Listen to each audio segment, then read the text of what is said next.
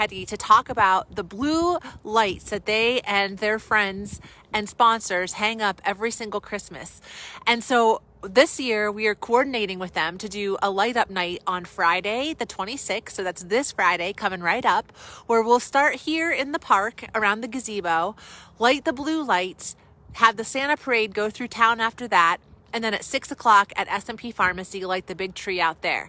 But we wanted to make sure that you got a glimpse and heard a little bit directly from Bill and Kim about the blue lights and why it means so much to them and all of the work that goes into lighting Evergreen Park in blue for the Christmas season. So I'm going to go ahead and flip you around.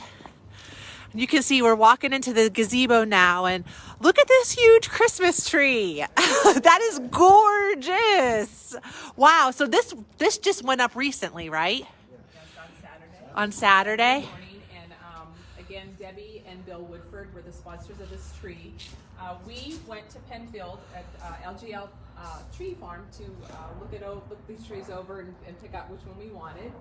And then we chose this one. Those are pretty big. Those were donated by Betsy and John from Kane Lumber a few years ago. Oh, how And, nice. So They look great still. they're beautiful. Yeah. Beautiful. Yeah. Okay, so about how many trees do you guys have in the park here? I'm looking around. I can see some of the lights on some of the trees here. About how many are decorated? We have 18 trees this year. 18 that trees. are sponsored and decorated, and we have around 17 shrubs that have lights on them. Okay, so how does this work? How does the sponsorship and decorating of the trees work? So what happens in the fall, I will contact people basically through Facebook, or people who are word of mouth actually will contact me and ask if they can sponsor a tree. And so what will happen is if they do want to sponsor a tree, then they are directed that I will order the lights at Kane Lumber during usually October, the month of October, and then they will go pick their lights up at Kane Lumber, and then we come down with tree poles. We don't put anybody on ladders. We come down with tree poles and either assist them if they need help with them, or some sponsors have already gone ahead and just they know the drill. They've been doing it for like 10 years, well, not 10 years, 9 years, 8 years, and they'll go ahead and put up their tree themselves. But so we make sure that that the trees are, that the lights are up properly, and this enables him to connect electric to them. And What's that process like, connecting the electric and getting the lights on? A lot of tape. he likes a lot of tape and a lot of cords. Almost 20 rolls. No When we way. had the point too, that was a lot of extra taping job. But a lot of them are, I have to put it together and then kind of bury them. Okay. So people don't trip over or anything if they're, coming down through here. Yes, you want to make sure that they're hidden pretty well and safe. Yeah, I mean, around the gazebo area, we have had them, we bury them as much as we can, but, we can still tell people, to be cautious if they are walking through the park, that there are cords that are running from trees to trees, up to the gazebo area, where that's our main source of our electricity. And we just ask that they kind of stay on the beaten path, like, the sidewalk areas and stuff, so, that they don't trip on them or whatever. But for the most part, we've been really fortunate. It's worked out really well. Usually, we get snow during the period of time, and, everything is kind of frozen over. So if people do kind of are in here kind of walking around, then it usually works out, that nobody's falling or tripping on anything. Yeah, and how many years have you been doing this? It's almost 10. Almost 10. Yeah, 9 years. Wow, and remind me again, how did you guys get the idea for this? That was all 10. Well, Bill and I both grew up in this park as Evergreen. children, and we both ice skated down there at that tennis court when we were children. And the tennis court was always lined with lights. There was always lights. That always brought me more so to the park as a child.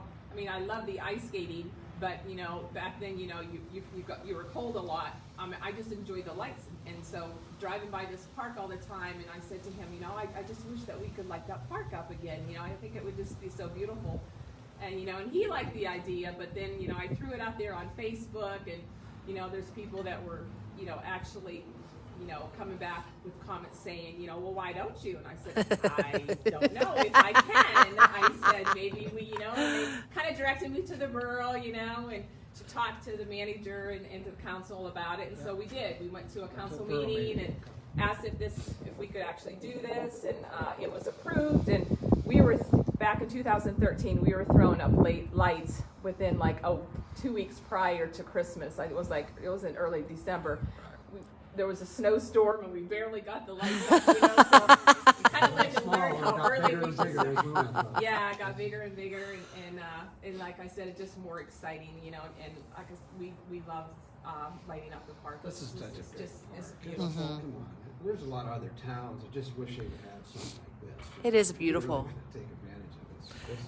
In fact, there's another town, I think, that I've heard Ridgeway wanted to do something. They wanted to do a spin-off similar to what we do they have a park Yeah. too. So that would be great. That would, like I said, we are so fortunate to have this beautiful park, and to light it up in the winter months is. Hey, Mount Jewett has that little gazebo over there now. They're putting lights on it and all their shrubs. Yeah. Mount Jewett, So we can tour the towns now, Yeah. because we do get a lot of visitors to come see the lights. We do. We have with our wonderful restaurants that we have in Kane, and now and especially with the lights, that's like a big draw anymore. I've heard there's friends of mine that have come here that have said, well, we're gonna see the lights and then we're gonna go to the restaurant, whatever, uptown. So that's really nice to see. That we're not only drawing that, but we're also drawing for the businesses. To help the businesses out. Yeah, definitely. People want to get out and be part of something, and you've do. made this a community event by inviting sponsors to help, Yes. and by helping with your poles to get the lights up there. And Yes.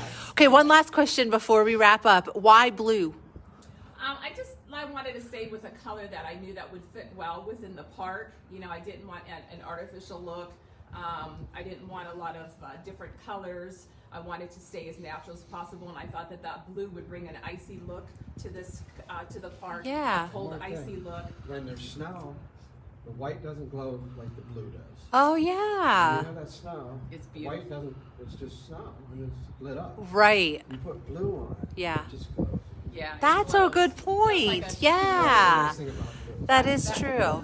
blue, yeah, that cool, blue look, icy look. That's still Ice blue. in the natural environment of the park. So that's why we chose that. Awesome. And so we're going to be lighting all of these lights are going to go on here in the park on Friday night. Yeah. 5 p.m. we're starting here, and the blue lights will kick things off for light up night. Very cool. We always do this.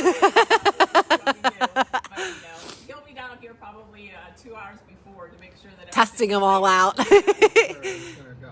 All right. Well, thank you guys so much. We'll be seeing you Friday then at 5 o'clock. Appreciate it. Thank you. And thank you guys for watching. We're so excited for Light Up Night, and it's really in a huge part to people in the community like Kim and Bill Cicchetti, who have for 9 years now been lighting up Evergreen Park with the help of sponsors and friends. So that's going to kick off our time this Friday for Light Up Night, 5 p.m. here at Evergreen Park, and then the Santa Parade will be at 5:30 through Fraley Street up to S&P Pharmacy at 6 p.m. where we'll light the big tree out front of there as well. So we can't wait to see you. Have a great week, and we'll see you on Friday at Light Up Night.